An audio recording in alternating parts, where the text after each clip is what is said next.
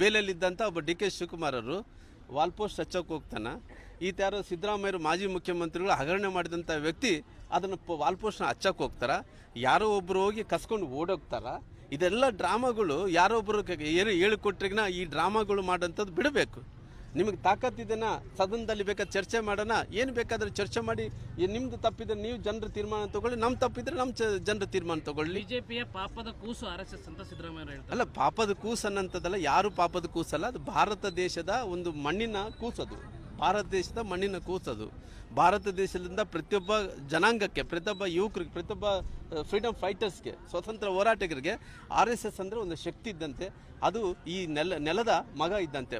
Sir, ನಿಮ್ಮ ನಾಗೇಂದ್ರ ಅವರು ಕಾಂಗ್ರೆಸ್ಗೆ ಆಹ್ವಾನ ಮಾಡಿದ್ದಾರೆ ಸರ್. ನಾನು ಎಲ್ಲ ದಾರಿಯಲ್ಲಿ ಹೋಗೋರು ಎಲ್ಲ ನಾನು ಉತ್ತರ ಕೊಡೋಕ್ಕಾಗಲ್ಲ. ಸರ್ಕಾರ ಮುಂಚೆಯಿಂದ ಕೂಡ ನಾವು ಹೇಳಿದ್ದೇವೆ. ಯಾಕಂದರೆ ಈ BBMP ಚುನಾವಣೆ ವಿಚಾರದಲ್ಲಿ ಸರ್ಕಾರ ಎಲ್ಲ ಸಿದ್ಧತೆಗಳನ್ನು ಮಾಡಿಕೊಂಡು ನಾವು ಚುನಾವಣೆಗಳಿಗೆ ತಯಾರಾಗಿದ್ವಿ. ನಾವು ಎಂಥ ಪರಿಸ್ಥಿತಿಗಳು ಕೂಡ BBMPಯಲ್ಲಿ ನಡೆಯುವಂಥ ಚುನಾವಣೆಯಲ್ಲಿ ಎಲ್ಲ ರೀತಿಯಲ್ಲಿ ಸಿದ್ಧತೆಗಳು ಮಾಡಿಕೊಂಡು ಚುನಾವಣೆಗೆ ನಾವು ಕೂಡ ಸಿದ್ಧವಾಗಿದ್ವಿ.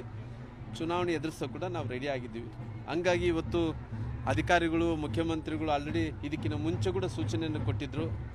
ಚುನಾವಣೆಗಳ ಘೋಷಣೆ ಆದರೆ ಎಲ್ಲ ರೀತಿಯಲ್ಲೂ ಕೂಡ ಸಿದ್ಧತೆ ಇರಬೇಕು ಅಂತೇಳಿ ಮುಖ್ಯಮಂತ್ರಿಗಳು ಇದಕ್ಕಿಂತ ಮುಂಚೆ ಕೂಡ ಹೇಳಿದರು.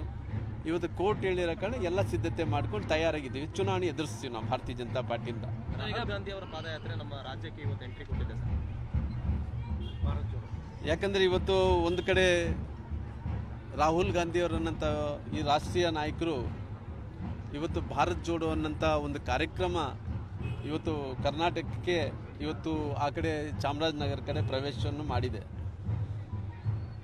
ಬಹುಶಃ ಇವತ್ತು ಏನು ರಾಹುಲ್ ಗಾಂಧಿಯವರು ಈ ಕರ್ನಾಟಕಕ್ಕೆ ಈ ಭಾರತ್ ಜೋಡೋ ಅನ್ನೋಂಥ ಕಾರ್ಯಕ್ರಮಕ್ಕೆ ಏನು ಬರ್ತಾ ಇದ್ದಾರೋ, ಒಂದು ರೀತಿ ಒಂದು ಕಡೆ ಸಿದ್ದರಾಮಯ್ಯನವರು, ಒಂದು ಕಡೆ ಡಿ ಕೆ ಶಿವಕುಮಾರ್ ಅವ್ರನ್ನ ಒಂದು ರೀತಿ ಬಗಲಗಡೆ ಹಿಡ್ಕೊಂಡು ಈ ಭ್ರಷ್ಟಾಚಾರದ ಬಗ್ಗೆ ಭಾಳಷ್ಟು ಉಲ್ಲೇಖನ ಮಾಡ್ಕೊತ ಬರ್ತಾ ಇದ್ದಾರೆ.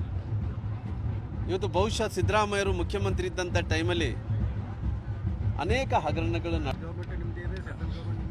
ಆಲ್ರೆಡಿ ಲೋಕಾಯುಕ್ತ ಅಂತವರು ಆಲ್ರೆಡಿ ಇದರ ಬಗ್ಗೆ ಇನ್ನು ಏನು ತನಿಖೆ ಮಾಡಬೇಕು ಅನ್ನೋಂಥ ನಿರ್ಧಾರವನ್ನು ತಗೊಂಡಂಥ ಒಂದು ಹಂತದಲ್ಲಿದ್ದಾರೆ.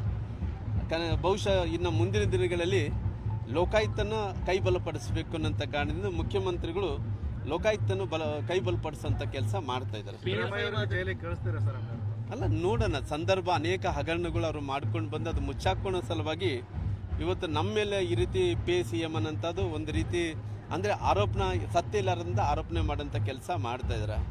ಬಹುಶಃ ಇವತ್ತು ಅವರು ನಮ್ಮ ಮುಖ್ಯಮಂತ್ರಿಗಳ ಮೇಲೆ ಈ ರೀತಿ ಎಲ್ಲೋ ಒಂದು ಕಡೆ ಅವ್ರ ಅಕೌಂಟ್ ತೊಗೊಂಡು ಆನ್ಲೈನ್ ಮೂಲಕ ಟ್ರಾನ್ಸ್ಫರ್ ಮಾಡಬೇಕಾಗಿದ್ದಂಥದ್ದು. ಆ ಟ್ರಾನ್ಸ್ಫರ್ ಯಾರು ಬೇಕಾದರೆ ಯಾರ ಅಕೌಂಟಲ್ಲಿ ಟ್ರಾನ್ಸ್ಫರ್ ಮಾಡ್ಬೋದು. ಏನು ಇವತ್ತು ಯಾರೋ ಅಕೌಂಟಲ್ಲಿ ಆನ್ಲೈನಲ್ಲಿ ಇರ್ತಾವೆ, ಅವ್ರ ಮುಖಾಂತರ ಟ್ರಾನ್ಸ್ಫರ್ಸ್ ಕೂಡ ಮಾಡ್ಬೋದು. ನಾವು ಸದನದಲ್ಲಿ ಕೂಡ ಹೇಳಿದ್ವಿ, ನಿಮಗೆ ತಾಕತ್ತಿದ್ರೆ ಚರ್ಚೆ ಮಾಡೋಕ್ಕೆ ನಾವು ಸಿದ್ಧವಿದ್ದೀವಿ.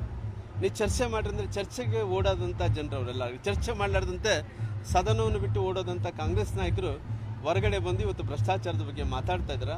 ಭ್ರಷ್ಟಾಚಾರದಲ್ಲಿ ಅನೇಕ ಹಗರಣಗಳು ಮಾಡಿಕೊಂಡು ದೇಶವನ್ನು ಮುಳಿಸಿ, ರಾಜ್ಯವನ್ನು ಮುಳಿಸಿ, ಅವರ ಪಕ್ಷದ ಅಧ್ಯಕ್ಷರು ಅವರು ರಾಜ್ಯವನ್ನು ಲೂಟಿ ಮಾಡಿದ್ದಾರೆ. ಇವತ್ತು ಅದೇ ಮಾಜಿ ಮುಖ್ಯಮಂತ್ರಿಗಳಂತ ಸನ್ಮಾನ್ಯ ಸಿದ್ದರಾಮಯ್ಯರುಗಳು ಅನೇಕ ಹಗರಣಗಳನ್ನು ಮಾಡಿಕೊಂಡು ಇವತ್ತು ನಾನು ಸತ್ಯವಂತ ಅನ್ನೋಂಥ ರೀತಿಯಲ್ಲಿ ಹಾಡಾಡ್ತಾ ಇದ್ದಾರೆ. PFI ಮಾದರಿಯಲ್ಲಿ RSS ಕೂಡ ಬ್ಯಾನ್ ಮಾಡಿ ಅಂತ ಸಿದ್ದರಾಮಯ್ಯರು ಹೇಳಿದ್ದಾರೆ. ನೋಡ್ರಿ, ಯಾವತ್ತೂ ಕೂಡ RSS ಅನ್ನೋಂಥದ್ದು ದೇಶದ ವಿಚಾರದಲ್ಲಿ ಬಂದಂಥ ಟೈಮಲ್ಲಿ ದೇಶದ ವಿರುದ್ಧ ಚಟುವಟಿಕೆಗಳನ್ನು ನಡೆಸುವಂಥ ಯಾವತ್ತೂ ಕೂಡ ಕೆಲಸ ಮಾಡಲಿಲ್ಲ. ಇವತ್ತು ದೇಶದ ಸಮಗ್ರ ಐಕ್ಯತೆ ಸಲುವಾಗಿ ಕೆಲಸ ಮಾಡ್ಕೊತ ಬಂದಿದ್ರಿ. ದೇಶಕ್ಕೆ ತುತ್ತು ಬಂದಂಥ ಟೈಮಲ್ಲಿ ಸೇವೆ ಮನೋಭಾವದಿಂದ RSS ಕೆಲಸ ಮಾಡ್ಕೊತ ಬಂದಿದ್ವಿ. ದೇಶವನ್ನು ಕಟ್ಟಂಥ ಕೆಲಸ ಮಾಡಿದ್ದಾಗಲಿ ದೇಶಕ್ಕೆ ಅಪಾಯವನ್ನು ತಂದುಕೊಡೋಂಥ ಕೆಲಸ RSS ಮಾಡಿಲ್ಲ. ಇವತ್ತು ಏನು ಇವತ್ತು ಪಾಪ್ಯುಲರ್ ಫ್ರಂಟ್ ಆಫ್ ಇಂಡಿಯಾನ ಇವತ್ತು RSS ಹತ್ರ ಕಂಪೇರ್ ಮಾಡ್ಲಿಕ್ಕೆ ಸಾಧ್ಯನೇ ಇಲ್ಲ. ಇವತ್ತು RSS ಅನ್ನೋಂಥದ್ದು ದೇಶದ ಭವಿಷ್ಯ ಸಲುವಾಗಿ, ಈ ದೇಶದಲ್ಲಿದ್ದಂಥ ಜನರ ಸುರಕ್ಷಿತ ಸಲುವಾಗಿ ಅನೇಕ ಹೋರಾಟಗಳನ್ನು ಮಾಡೋದ್ರ ಮೂಲಕ, ಸಾಧನೆಗಳು ಮಾಡೋದ್ರ ಮೂಲಕ